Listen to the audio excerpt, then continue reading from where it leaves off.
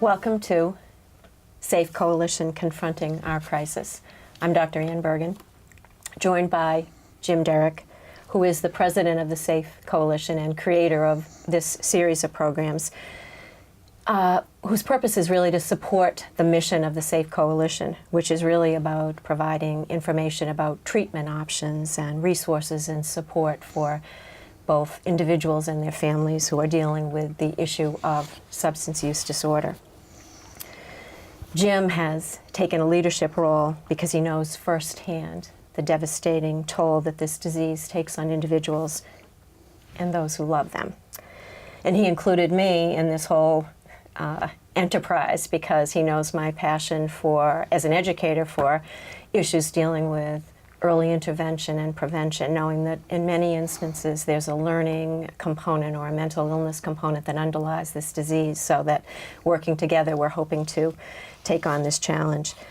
But a huge part of the SAFE mission is to erase the stigma that's associated with this disease and to help people understand a few things. Not only that 90 people in America are dying every single day, that the life expectancy in America has now dropped as a result of this, that the drug overdose issue is now the leading cause of injury death in America.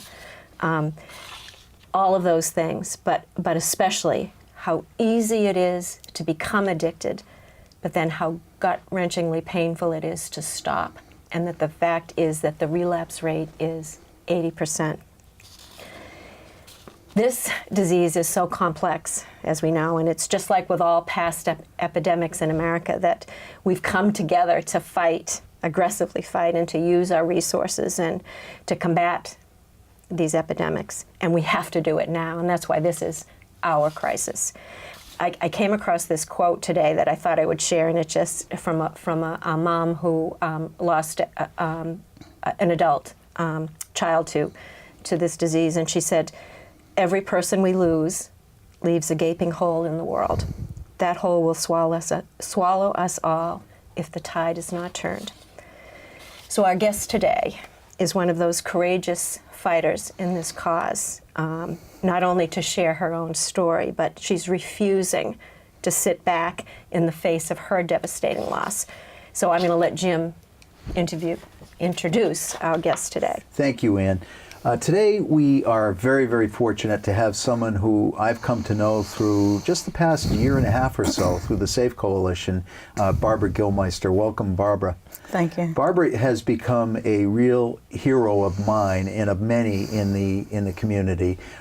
She, as Ann had mentioned, has chosen to take a devastating loss in her life, which was the loss of her son, Steve, Gilly Gilmeister, back in 2016, and turned that really into something that is absolutely incredible and has ignited the community with excitement. And I talk about the recovery community, those hoping to be in recovery, parents of those struggling, and even people that have no direct connection but just want to help. So Barbara, thanks again for coming down. Thank you for having me. We're so pleased to have you here.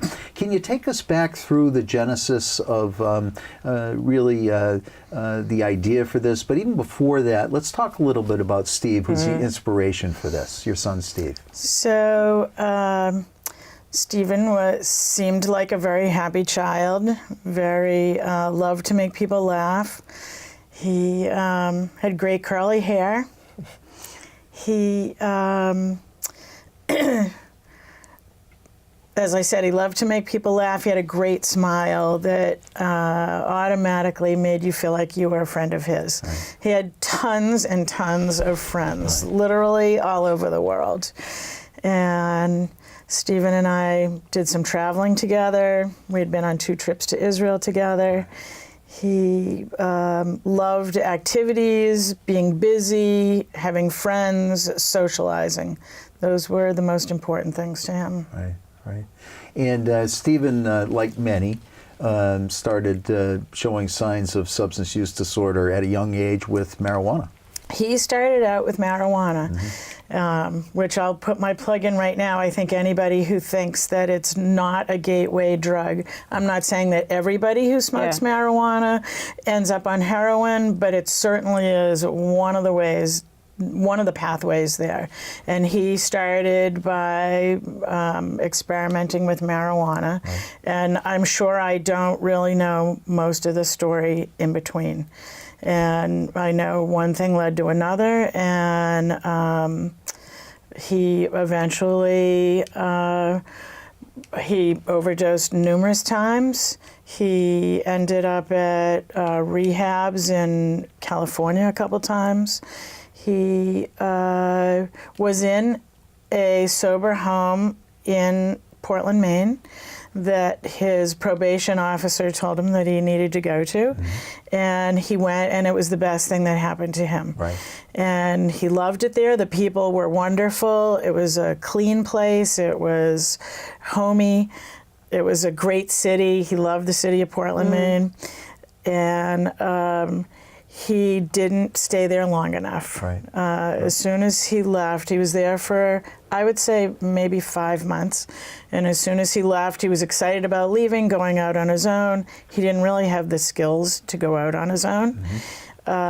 He did have a job, but then taking care of yourself was the part he didn't really have control over. And he didn't really have control over his recovery.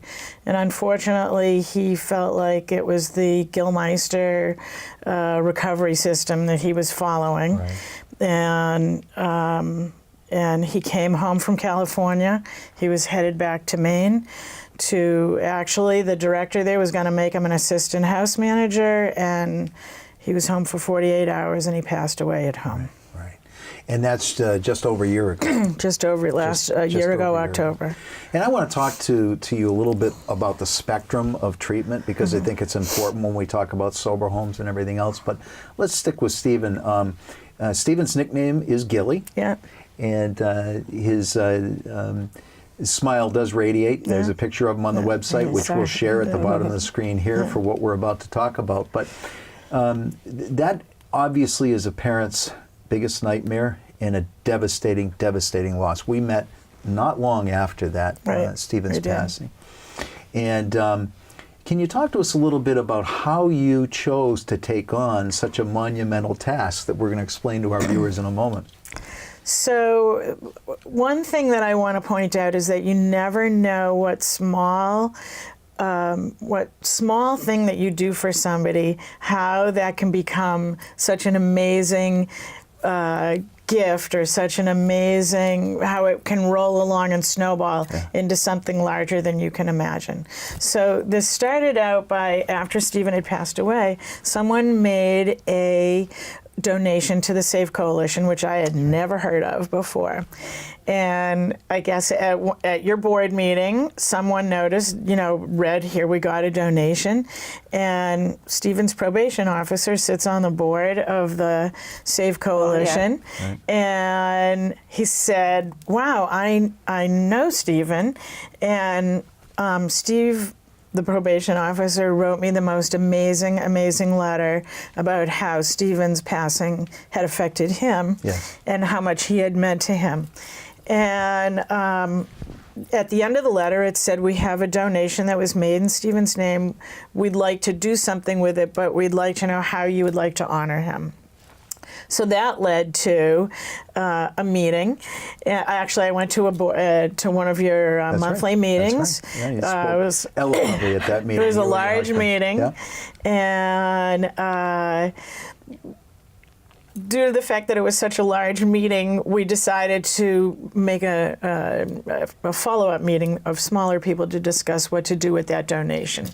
So we met at a Panera's, and along with my son Stephen's girlfriend, Jamie, and her mom, and we went round and round with things that you could do. I mean, you could have speakers come to schools, and tree planted. Right. We went through a number of things, and then somebody mentioned Sober House, and that just clicked in my head as, wow, Sober House is something that really had some meaning to Stephen. He felt successful. He did like it there, even though he left too soon. He liked it there, and I felt like that could be something really good.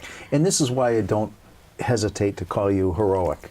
This is where the story usually begins and ends.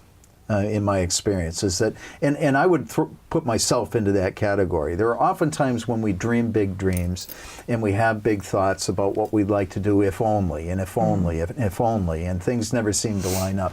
But this is something you refuse to let go of. In Gilly's honor, and it's very exciting what we're about to share with our viewers. But from that point forward, you charged full steam ahead, like nothing I've ever seen. I did. I think that I really needed something to do, and in his honor, and to help with the pain of his passing, along with not forgetting him. So I have been amazingly busy. This isn't, I know more now about addiction and recovery than I ever knew when Stephen was alive. Sure. The interesting, I kind of say the funny thing is that after Stephen passed away, I thought, okay, I don't want to have anything to do with addiction, with drugs. I don't want to hear about it anymore. I That thought would be the normal reaction, wouldn't it? Right. I thought Most this could be definitely. the end of this, and I can put that away and Get leave about it grieving alone. and leave it. Right. Yep. And now I'm really in the center of it all. And you talk about the need, though, for a sober house, you know, Right. and how few there are in this area, you know, Absolutely. and how necessary they are. So, yeah. Yeah. So this brought about Gilly's House, which is there'll be a link to the website right under our picture here. Gilly's House is real and is really happening. So can you explain to us a little bit about where Gilly's House is and how you located it and what your future, what the future of Gilly's House looks like at this point? So Gilly's House is the old Sheldonville Nursing Home in Sheldonville in West Rentham. I found it. I have driven past that in the past 20 years thousands of times. I live down the street from there. So anytime I go from my house to Rentham Center, my house to Franklin, I pass by it. I'll tell you another story about that afterwards. Yeah. But so it was actually Jeff Roy who led me to, because he met with us and he said, I think that you should go over, get in touch with the seller, and you should go over and take a look at that I didn't know place. Jeff Roy was involved in that. That's Yeah, great. yeah. Good. So I met with the owner. My husband and I went in, and it was almost love at first sight, I have to say, because we walked in and we said, wow, this could be a great sober house. It's an 8,000 square foot building. It will house 22 young men. We're not filling up all the rooms with people. It's going to be quite spacious.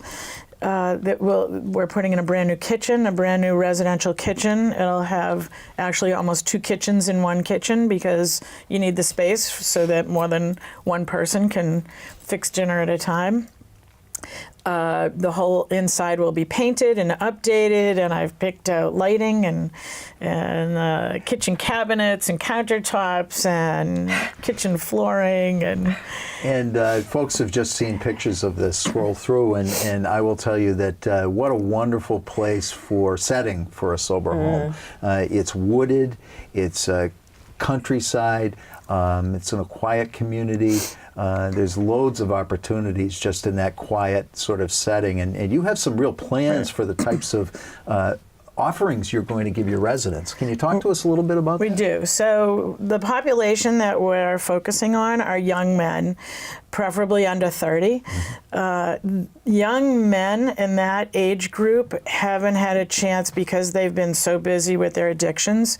They haven't really had a chance to acquire any life skills or many life skills or enough to make them successful with their recovery out in society. So we're going to provide quite a vast array of transitional programming, everything from stress reduction management, so that would include things like yoga and art therapy.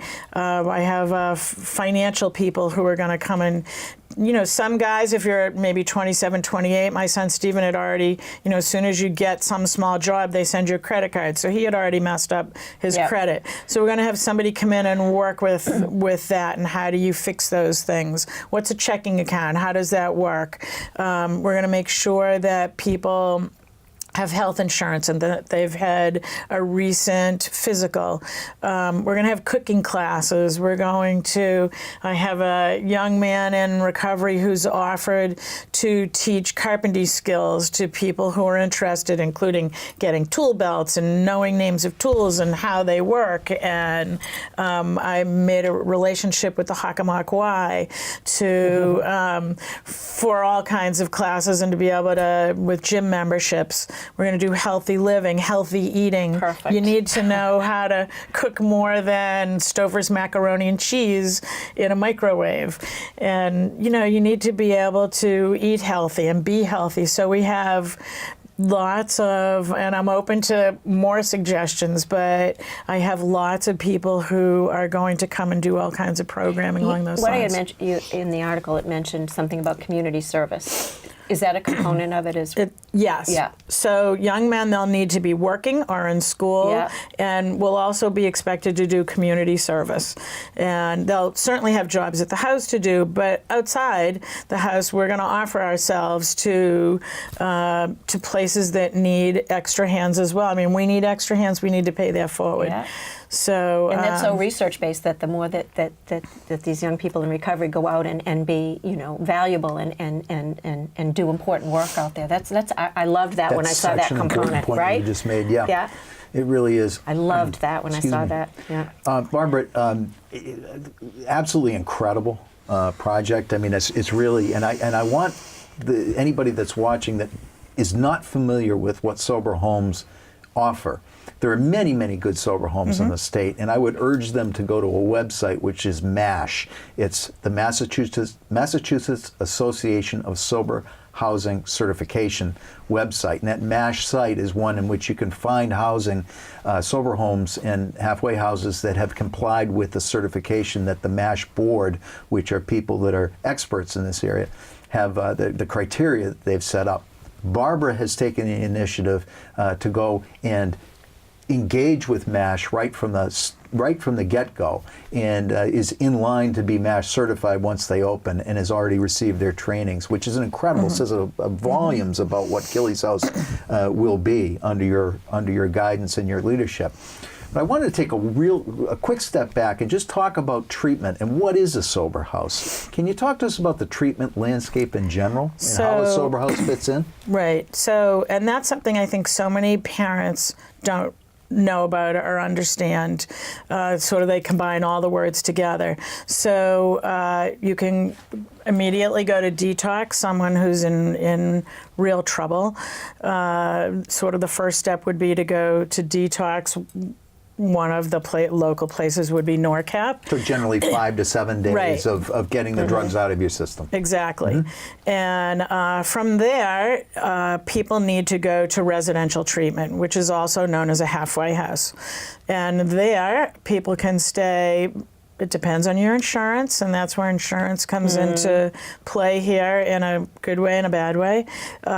Usually up to 6 months, you can be in residential treatment. And there's also a step in between that. People can choose a private rehab or a place like Spectrum or a High Point that might be DPH funded for Right. 30, 60, or 90 days. But there's some sort of a continuum of care, Right. you're saying, before you get into that halfway house, Right. usually. And usually people are not working when they're in Right. those settings. Important distinction. They are in meetings all day long and groups all day long. And then going to a sober house is really what people would call a step down, in that you have a lot more independence. You are expected to work it's kind of the step between halfway houses and being out on your own. And you, at Gilley's House, I mean, the hope is that you stay for at least a year, and you could stay beyond that until you have a comfort level and the resources and tools under your belt to be able to go out and really be independent. So as somebody entering Gilley's House, I don't need particular insurance. You don't take insurance. That's not part of the deal. Sober houses don't. And so how does financing this insurance. work? So financing comes from people working or whatever sources they have, and honestly, I'm sure there's going to be a lot of parents who are paying for that. And then we are also looking for donations for people to help subsidize some beds for people, especially in the beginning until you get a job. Usually, there's kind of a down payment, kind of week up front, and such, that kind of get thing. Your food and whatnot. Right. Get up to speed. So, Barbara, if I might just ask, are men required to work? People are required to work. You seek need to, employment, yes, and you'll help them with absolutely. that. So the point is that there oftentimes can be a gap between when they move in and when their job first paycheck comes. Right. Would you please give us the website so that people that are inclined to can engage with Gillies House and also possibly donate? So the website is www.gillies, G-I-L-L-Y-S, house, H-O-U-S-E, no space or anything, .com. So gillieshouse.com. And you are a nonprofit? We are a nonprofit. Registered nonprofit. So Registered that means that nonprofit. all of your donations are tax deductible. That's right.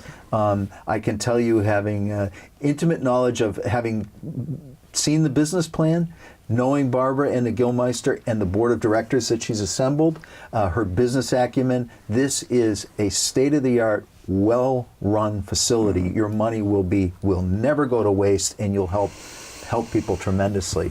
Barbara, this isn't something that while you tackled the idea alone, you've had overwhelming communal response to this. Can you talk to us a little bit about the types of responses you've had? So since the article in the newspaper came out last week, my email, it has just exploded, as well as my phone now. It seems to be exploding with wonderful support from people telling stories about what's happened to them. I've had people in recovery email me and say, I've been in recovery for a year. I'd love to come and speak to the guys. I'd love to pick up a paintbrush. I'd love to help out, whatever I can do.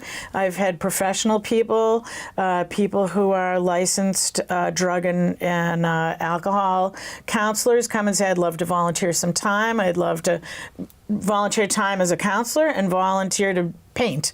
I've had a carpenter who's in recovery say, I'd love to teach carpentry skills.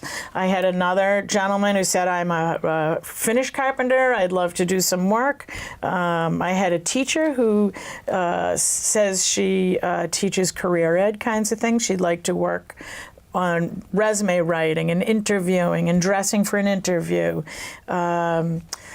It's been overwhelming, the amount of people who have been writing to me. It's wonderful. How about in terms of, because we've talked to other people who've tried to do what you're doing, and they faced in their communities, not in my neighborhood type of attitude. You haven't faced that? Or? Well, I'm not going to say it doesn't exist at all. Yeah. There certainly have been a few comments. There's been a few Facebook comments. I think people aren't educated. I'd like to think of it that way. Right. That, I think that's a good way to frame it. So I am doing some personal conversations in the neighborhood to discuss exactly what's going to go on there. I mean, I want people to understand that there will be 24-hour staffing there. There will be zero tolerance for anything, for quite a number of things. Mm-hmm. These are people who have already started their recovery. I think that's the primary They're piece downstream. to understand. They're right. downstream and starting the recovery. They have not been using for months. So I think that's important good. for people to understand. We will, however, be drug testing people on a random basis. Some people, it's kind of like, I'm going to put it this way, like going to Weight Watchers. When you know you have to get weighed, you are much better about what you're eating. And some people, it's really good for them knowing that they're going to be drug tested. Right. And that keeps them going. Right. And I've had people tell me that. You know, there are a lot of misperceptions out there, and frankly, that it doesn't anger me at all, because, you know, someone who's worked with the coalition for a long time, I understand that the way that you combat stigma is with education and exposure. That's why this is so important. Right, Yeah. and the wonderful thing about this is that we will have the opportunity to interact with people at Gillies House. Mm-hmm. When they're being of service, they'll be in the community. My argument, it's not an argument, my statement is simply this.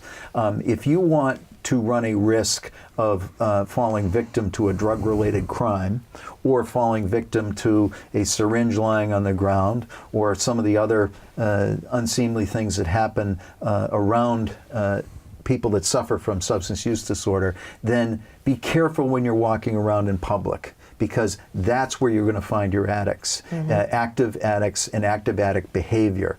When you're in a sober environment, as you just said before, that is where the risk is virtually nullified. Right. So it's a misperception. I understand why people have that, but I do know that you're doing a huge service to destigmatize this issue by making the bold statement and putting this right in literally our backyard. Right. And I think it's very, very important. I'm sorry, please. No, I was going to be, Barbara and I earlier were talking, I asked her if we okay to talk a little bit about Stephen's history, because as an educator and someone who's been involved in the schools for pretty much all of my life, I think we have to do a better job of sort of understanding that we can be part of the, prevention, and we can do interventions at a young age. And I was just, because when I was talking with you, there was a sense that early on, Stephen was struggling with things, and particularly the school experience. Can you share a little bit? I know that's probably hard to do, but would you share that? Because I think as educators, it's important for us to know that. And so Stephen struggled all through school, even as I said to you, he stayed back in first grade, which I can still remember he and I crying over that decision. And school just he struggled all the way through. It was not a comfortable place for him to be. He was the entertainment, I'm sure, a lot of the time. And that's always a warning sign, because every kid wants to be a good kid. As soon as they start to be the doofus and the class clown, there's an underlying issue there. Right. So, yeah. And, success for him in school, it was just extremely difficult. And it had nothing to do with, was he smart, was he, it has nothing to do with that. There were subjects that he was definitely very interested in, not school subjects necessarily, but was there really a Bigfoot kind of thing? And he loved So he had those intellectual curiosity. Yeah, right, exactly, yes. Exactly. But, to sit down and do math problems and to read and then comprehension questions, and that was just and you really said there may have been difficult for some him. impulse things, like that he would skip around, and he had certainly signs of attention deficit at an early age. Yes, he would change from one thing to another. As I said, every day he brought home a different instrument to play. So The xylophone. The xylophone was as big as him. Holy so smokes. yeah, so I don't know. He was I feel like second or third grade, and he wasn't into practicing because that was a hard thing to do. He wanted to be good instantly, and so as I said to you, because that's sort of the first 18 years of your life is education, it's so important for us to be able to take a look at this in a different light for those who are struggling and what that does to your self-esteem. That's huge, right? Because they start to see themselves as, they start comparing to other kids, and they say, But then you mentioned even in high school it got worse by the time he was in, that you even had to... He went to boarding school for a little while because I thought that would be a good environment for him. And then he finally said, I'm not doing this anymore. And he came home, and he did go to KP, and for a short period of time. And I finally realized he was wasting everybody's time there, and I pulled him out of school. Yeah. So he did eventually get a GED, and that was on his own. Yeah. And that was good for him, yes. Yeah. I was wondering, I know that I was in the room when Gilly's probation officer got the news of his passing, and to see his reaction, this particular individual's reaction, spoke volumes about your son. And I've never met your son, but I met you, and I can only imagine what a great kid Gilly is. So kind of with that as a backdrop, you share a kind of a humorous and cute and really neat story about how Stephen was in the proximity of this what is now going to become a sober home all the time. And can you share that story? So a few months after we had decided we were purchasing this property, one of Stephen's best friends, Kyle, came to me and said, I think that you should know this story. So we only live a mile from Gilly's house. And Kyle, so we lived one way, a mile, and Kyle lived probably a half a mile or 3/4 of a mile in the other direction from Gilly's house. So it's been vacant for a long time, for 15 years. So when they were kids, they would walk from our house to Kyle's house. And Kyle told me that when they would walk by Gilly's house, they would, such a big building, they would say, wow, you know, if we had all the money in the world, what would we do with this place? So that made me know that this really needed to be his. And they were how old? They were probably 10-ish. 11. Yeah. So I just found, that gives me goosebumps to think about that. It is. Here's two boys looking at what looks like a mansion. At the time, it's an old nursing home. Yeah. Imagining what it would be like to own such a place, and now Gilly's house is born. Stephen would think, even right up until he passed away, he was trying to get people into rehab. I mean, he always helped people, and literally he would take the shirt off his back to help somebody. And I think, and Kyle agrees, that that he would just think this was the coolest thing, that he would think this was great. Barbara, what have been the biggest challenges for you? Practically speaking, in getting Gilly's open? Money. Money is big. There are no state grants. We were talking about this earlier. That's There's what virtually because no I state wanted grants. to bring that up too, is to say we talked about epidemic, and we talked about the previous epidemics in American history, like influenza and polio, and the resources that went in. Now we have a disease that's just as big and devastating, and say what kind of money, what kind of resources is the state helping with? And that's one of the questions, that I was going to ask. Is, so I'll back up and say, this is what really long-term recovery is. And nobody can completely improve their sobriety in, 7 days at detox or a month at a halfway house. It's really in the long term. So there is no insurance that pays for this. There is no state funding that pays for this.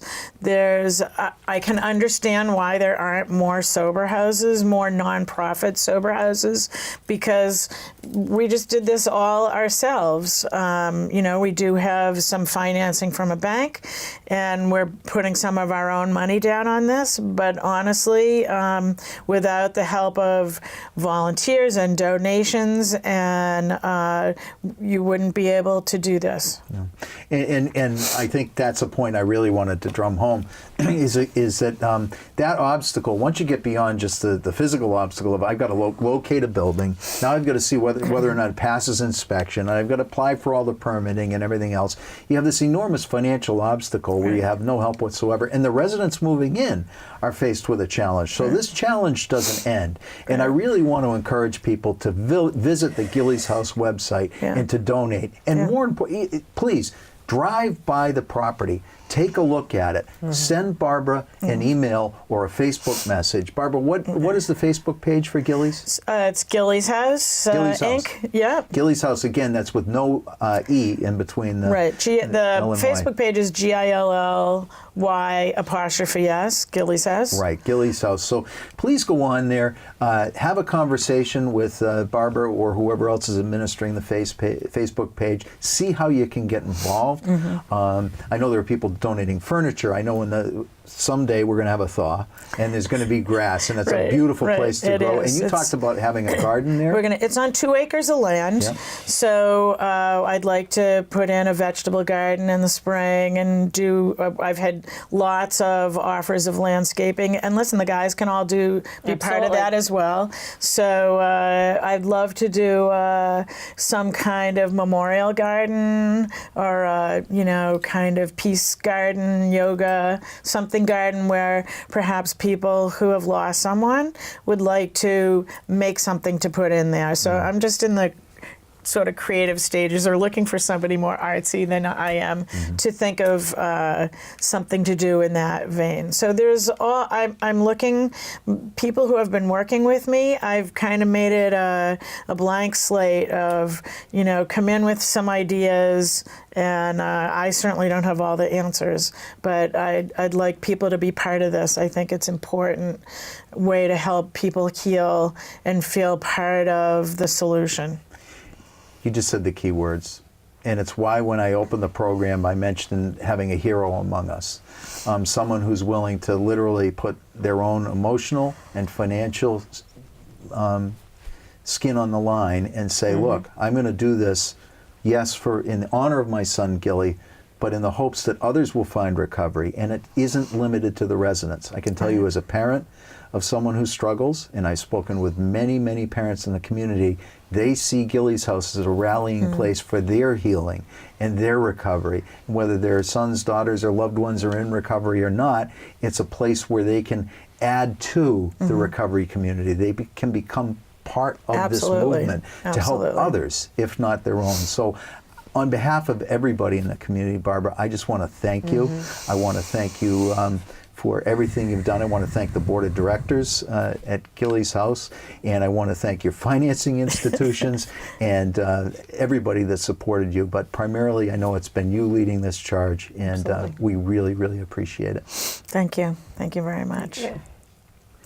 So, again, my name's Jim Derrick, and I just want to remind everybody that the Safe Coalition stands ready to help. We can be found on the internet at safecoalitionma.org. You can also find us on Facebook and Twitter. And if you find yourself or a loved one needing assistance with support, you may call our support resource line, which is 508-488-8105. So for our guest, Barbara Gilmeister and Dr. Ann Bergen, my name's Jim Derrick, saying thanks for watching.